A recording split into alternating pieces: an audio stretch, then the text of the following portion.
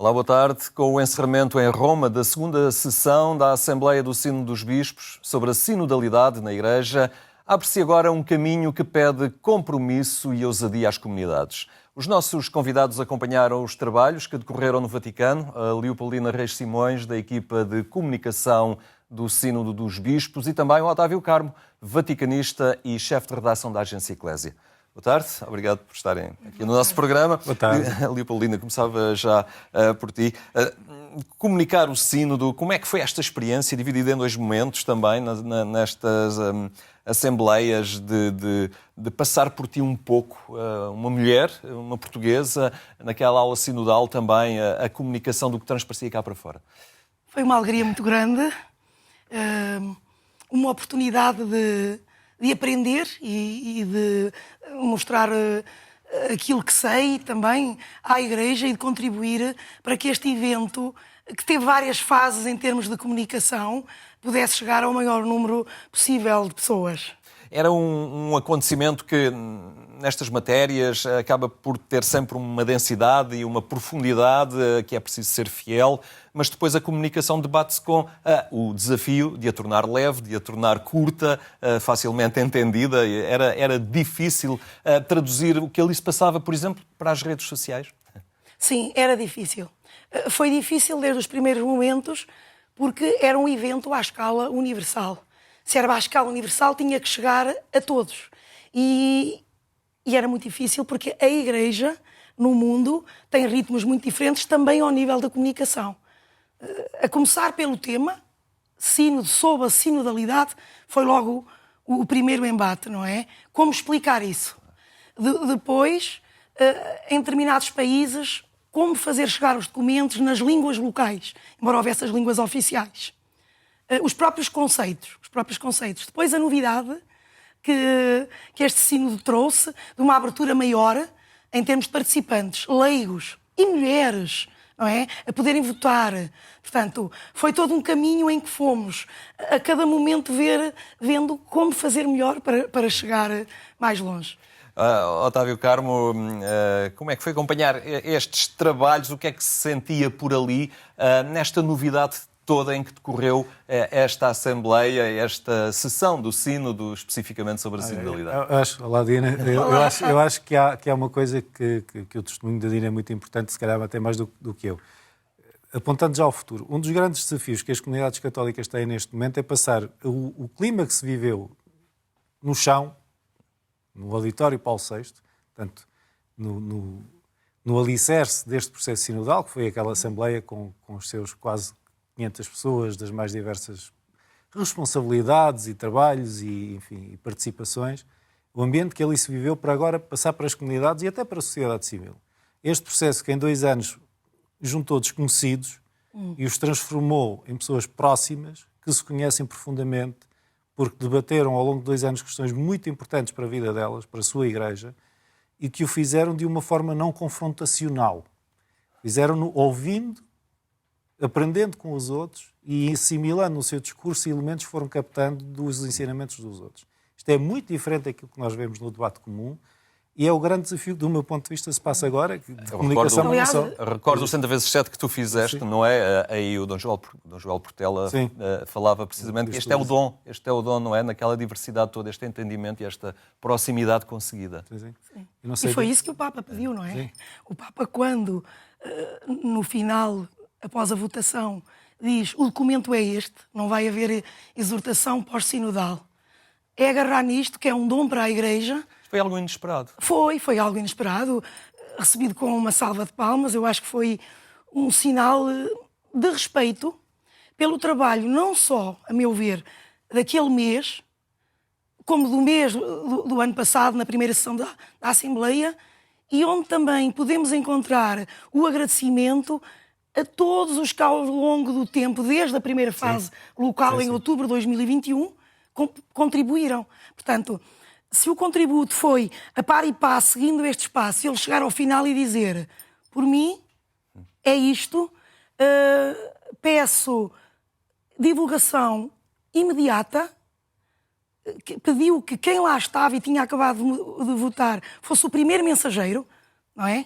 Porque não só nós, comunicação social, mas também quem votou que levasse aquilo que ali tinha vivido. Este ambiente de família e de procura de consensos. Claro. Mesmo que nem tivessem todos a mesma opinião. Otávio, terá sido, de alguma forma, pergunto eu, o facto de não haver uma exortação apostólica, de uma intencionalidade do Papa de que as coisas não se diluíssem mais depois num segundo documento, e aqui este documento final possa... Acho que há várias formas de leitura. Desde logo, a primeira tem de ser um bocadinho mais técnica, peço desculpa. Ou seja, a Episcopalis Communio, o documento que dá estrutura ao sínodo escrito pelo Papa Francisco em 2018, previa, efetivamente, que o documento final fosse entregue, com a assinatura do Papa, e fosse entregue ao povo de Deus. Portanto, eu acho que isto era algo que ele já tinha pensado antes. Não foi uma inspiração do momento. Está no ponto 18, a Episcopalis Communio, relativamente ao documento final, ela é entregue como se fosse um documento... E os primeiros sínodos eram assim? E também era assim que funcionava nas constituições sinodais. Esse é o primeiro ponto. O segundo ponto talvez, eu acho que me centraria mais, em vez no que disse a Dina, o respeito estrito pelo que o sínodo produziu. Sem querer... Eventualmente o Papa gostaria de ter ido mais longe em alguns pontos e gostaria de não ter ido tão longe noutros. E isso poderia fazer numa exortação apostólica.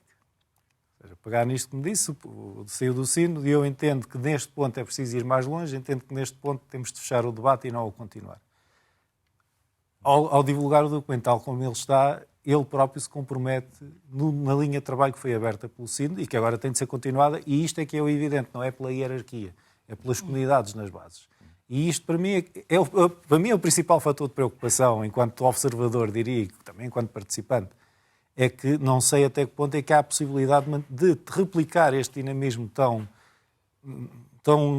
inovador, em comunidades que estão mais ou menos cristalizadas na sua forma de religiosidade. E isto é o grande desafio que se coloca agora. Falava-se muito dos grupos, das sensibilidades, das divisões. Depois, aquela estrutura das mesas acabou por diluir ou desconstruir um bocadinho, embora as sensibilidades estivessem lá sentadas também, nas diversas mesas.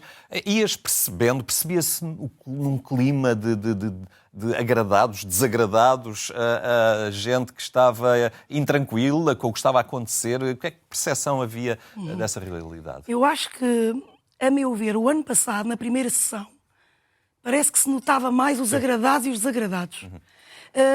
Agora, as pessoas como que à chegada abraçaram quase como família, ou amigos, vamos dizendo, sabendo que tinham sensibilidades diferentes, até porque já se conheciam e sabiam as posições de cada um. O que a mim me surpreendeu, muito pela positiva, é que realmente o método funciona. Portanto, o tempo que era dado a cada um era respeitado, também se não fosse respeitado era cortado o microfone. Percebia-se que uma pessoa tinha uma posição e a outra a seguir pedia a palavra sobre o mesmo tema, porque os temas, cada sessão tratava de um determinado tema. A outra pessoa podia ir no sentido contrário, mas não havia aquelas manifestações que às vezes até nos sentimos com aquela vergonha alheia, como vemos no Parlamento, aqueles gestos negativos, até de falta de respeito. Ali não havia isso. Penso que desta vez ainda se via mais, temos que aqui criar consensos. E via-se muito o diálogo. Não quer dizer que houvesse concordância, mas havia consensos, não é? Claro. Achei melhor até do que a primeira sessão. Otávio, como é que achas que este método agora chega às igrejas locais?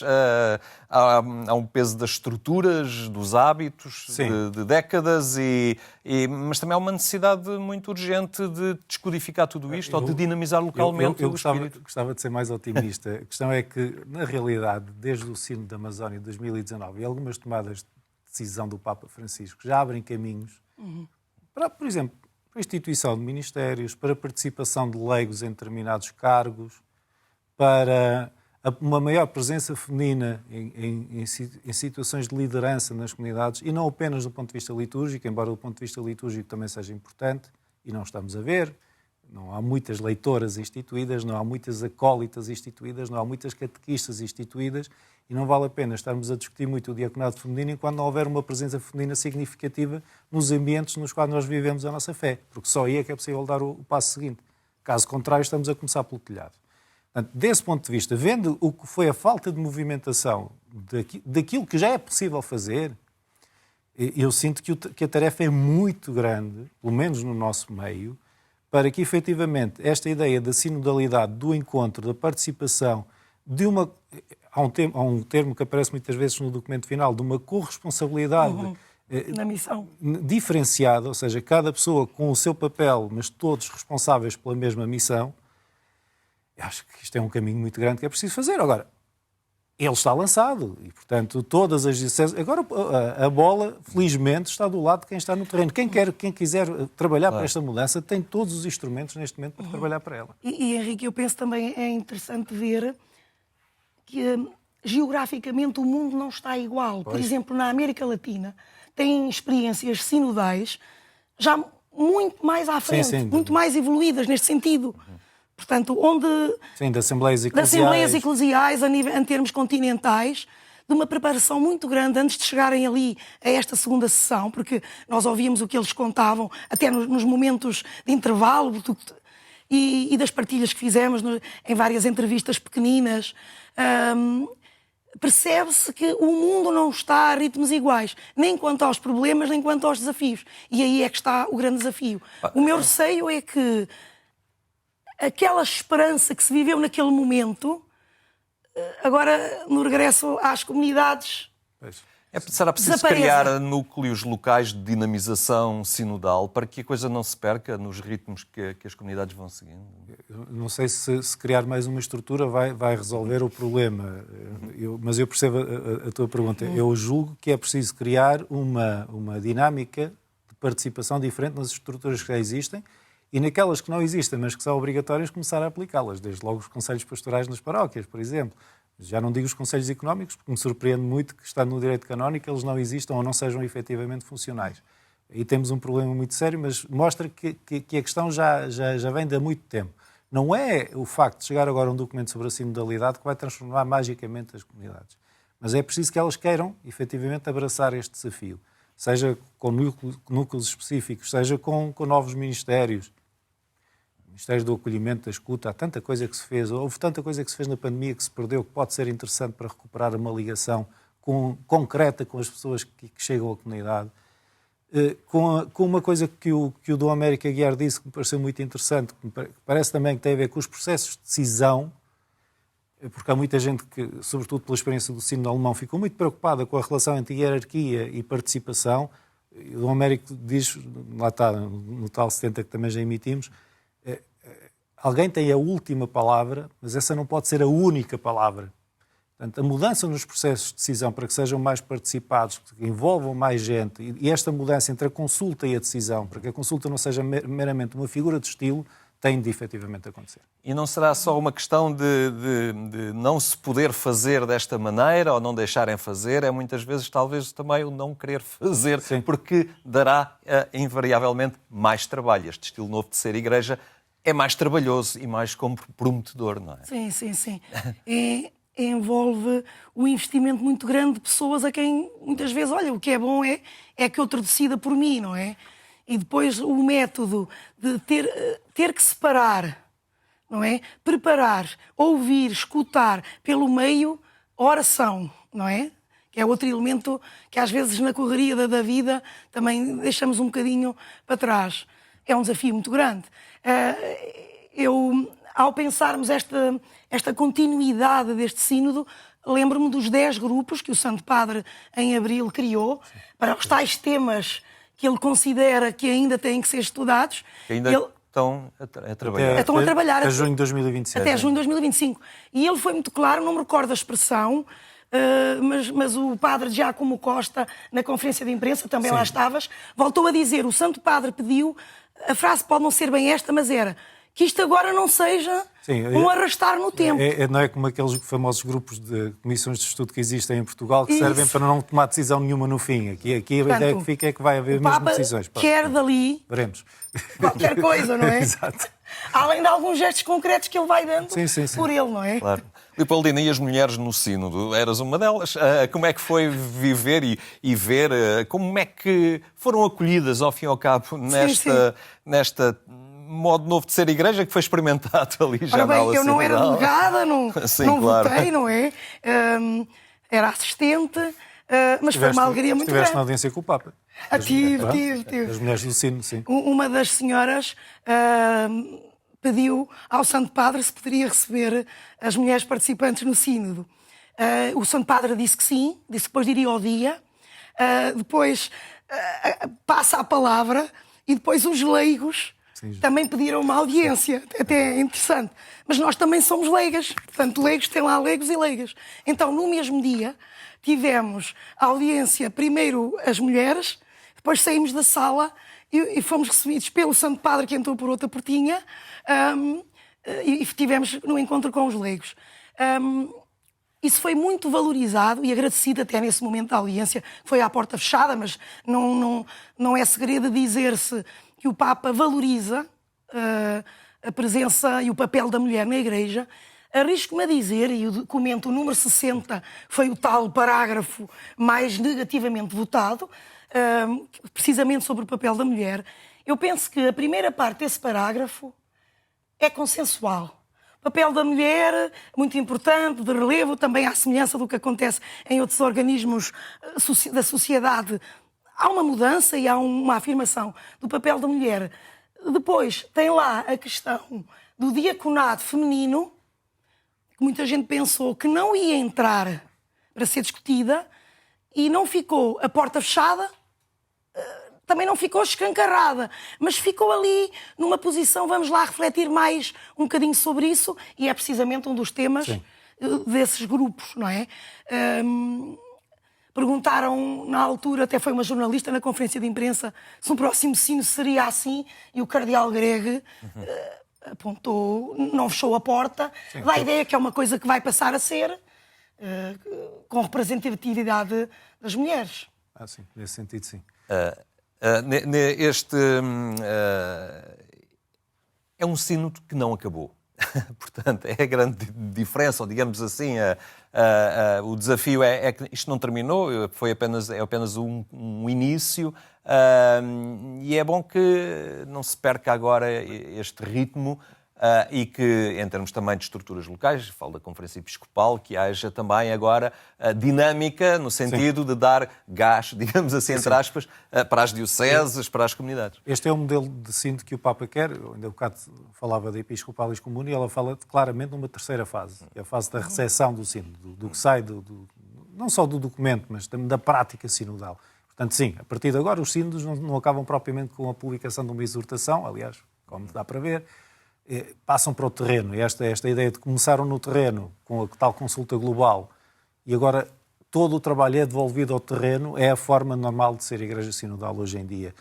Eu espero, já tive também conversas nesse sentido, que a Conferência Episcopal tome a iniciativa, efetivamente, talvez de apresentar uma síntese, alguns pontos de reflexão mais importantes do documento, porque ele é longo, é algo técnico em algumas passagens, e, portanto, para ser trabalhado nas comunidades, precisa ter 4 ou 5 tópicos em que as pessoas se possam sentir motivadas, integradas e até valorizadas no seu contributo específico, e isso é muito importante, é uma das grandes experiências deste sínodo, é que não se atira tudo para o terreno. É preciso escolher, perceber onde é que as pessoas podem dar um contributo especial, valorizado, para que aí, efetivamente, elas se possam sentir mais motivadas. E depois há um outro documento, mais antigo, que é o documento local, criado pela própria comunidade e que também não se pode perder no tempo. Aliás, penso que era a Cristina Sainz que dizia que este é um trabalho que já está ao alcance das comunidades. Tu tiveste mais essa experiência do que eu, até, de trabalho de igreja local. Muitas das coisas que estavam nesse documento podem ser implementadas, até nem era preciso esperar por agora. Claro. Se a comunidade entende e que algumas já estão, algumas já estão, exato. Eu falo na minha diocese de Leiria Fátima, onde se nota que já há essa preocupação de refletir, discernir sinodalmente a tomada de algumas decisões. Também sei que há grupos já em Portugal, como a Rede Sinodal, que querem apresentar-se para trabalhar nesta nova onda que aí vem, e da Conferência Episcopal Portuguesa, também conto que haja Sim, atividades. Todos são bem-vindos para este Sim. trabalho, sem dúvida. Será, digo eu, importante é não perder o método, não é? Porque senão pode cair num movimento de contestação, ou progressista, ou de querer mudar, pelo simples facto de mudar. Há aqui uma metodologia que foi seguida no Sínodo, que envolve todos, em que todos são escutados, em que a oração desempenha um papel fundamental, o lugar do espírito, e este método não pode ser alterado, de alguma forma, neste trabalho. Agora precisa de formação nesse método, não é? Será uma das primeiras coisas. Parece-me que nem toda a gente está muito confortável com esta ideia de nos sentarmos todos à mesa e de repente temos de fazer silêncio. Fala, Dina. Não é? Não temos esta prática. Exato. Não temos esta prática e, portanto, é difícil. As pessoas reúnem-se para tomar decisões e para serem pragmáticas e para resolver problemas. Não se pode generalizar. Mas não se pode por generalizar. norma... Não temos esta prática. Pronto, não se pode generalizar. Mas ela não é transversal. Porque, por exemplo, quando foram ouvidas as ordens religiosas e as congregações, eles já tinham essa experiência, até se sentarem em mesas redondas ou Os famosos ovais, capítulos, sim. onde já diziam, nós também já fazemos assim, não é? E as tais realidades da América do Sul ou outras realidades como em África, onde, por exemplo, já são as mulheres, na falta de homens, que congregam a população na decisão de determinadas... E às vezes até culturalmente, Até não é só na culturalmente, falta de homens, sim. é porque efetivamente a liderança está entregue. Sim. Na Amazónia a mesma coisa. Bom, muitos desafios pela frente. Há ainda muito a digerir deste documento final. Ainda esperamos dessa tradução completa e definitiva também que possa chegar às comunidades para que o trabalho se inicie. Agradeço muito a vossa partilha, também o trabalho, o vosso esforço neste momento importante da história da Igreja. E é importante agora que passe e chegue efetivamente às comunidades cristãs. Muito obrigado pela vossa presença. Obrigada. Ficamos também por aqui, agradecendo a atenção que nos dispensou. Contamos consigo amanhã, à mesma hora. Boa tarde, até amanhã, se Deus quiser.